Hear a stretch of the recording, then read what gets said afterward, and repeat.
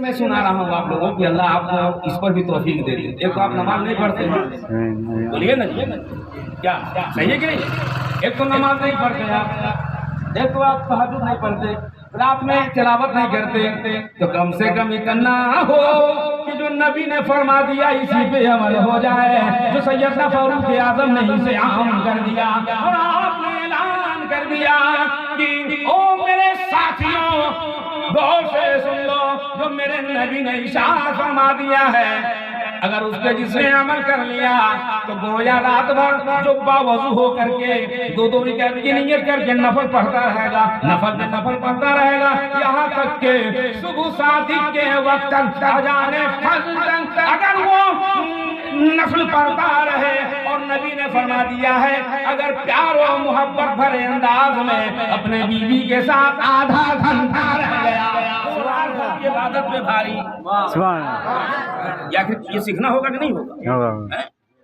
اس کو کون سکھائے گا, کون بتائے گا اس پہ عمل کیسے ہوگا؟ اگر اس پہ عمل ہو جائے تو میں سمجھتا ہوں کہ ہر گھر جنت بن جائے. سبحان اللہ. بس گئے نہیں, ہر گھر جنت بن جائے. سبحان اللہ.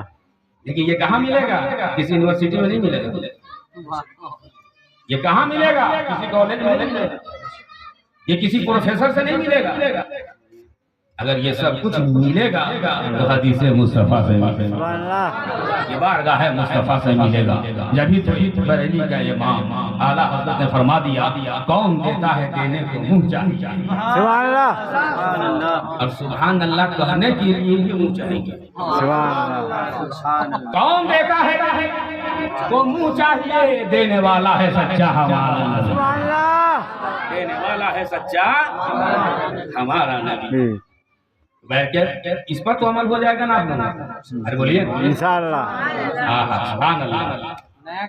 اور تنویر بابو دلہا بنے ہیں ماشاءاللہ, تب تو ایک دم سٹک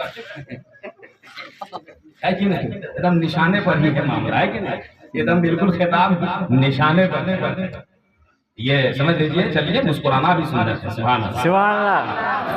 کیونکہ جو انسان مسکراتے رہتا ہے نا وہ کبھی ڈپریشن کا شکار نہیں ہوتا ہے. نہیں. سبحان اللہ. انسان کوئی پاگل نہیں ہوتا ہے. جو مسکراتا ہے انسان کا اس کا برین ہیمریج نہیں ہوتا ہے. جو ہمیشہ گھٹنا لٹکائے رہتا ہے اسی کا ہارٹ اٹیک ہوتا ہے, اسی کا برین ہیمریج ہوتا ہے, اسی کو طرح طرح کی بیماری ہوتی ہے, اسی کو سمجھ لیجیے کہ بعد میں خالی بیمار دیتا ہے. اس لیے میرے نبی نے فرمایا مسکراتے رہو, ہنستے رہو, خوش رہو, لوگوں کو خوشیاں بانٹتے رہو. بس تقریر ہو گئی, پھر انشاءاللہ موقع ملا تو شعر پڑھ دیں. تو چلیے جب آپ کہہ رہے ہیں تو مطلب پڑھ ہی دے رہے ہیں, آپ کیا کہہ رہے ہیں؟